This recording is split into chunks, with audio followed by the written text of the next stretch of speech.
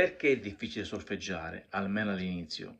Non perché non si conosce il tempo, perché i primi esercizi sono semplici, no? Sono do, re, mi e così via. Ma il vero problema è che non si conoscono le note.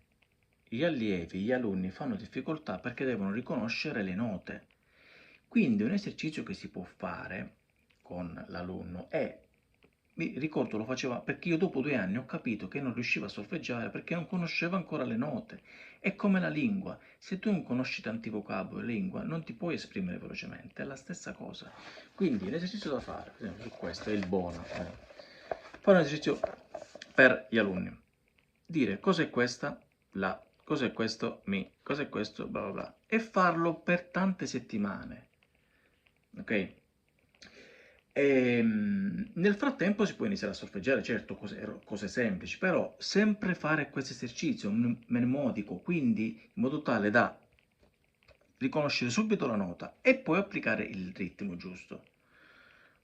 Quindi fare esercizi, ad esempio, anche 10 minuti al giorno, la, mi, re, mi, fa, ra, così uno non ha già il problema del riconoscimento della nota. Appena la vedi, dice un do, come la devo solfeggiare? Qual è il ritmo? Qual è il tempo giusto? E allora mette, insomma, se è una croma, semicroma. Però il problema è principalmente che non si conoscono le note. Ok? Ciao.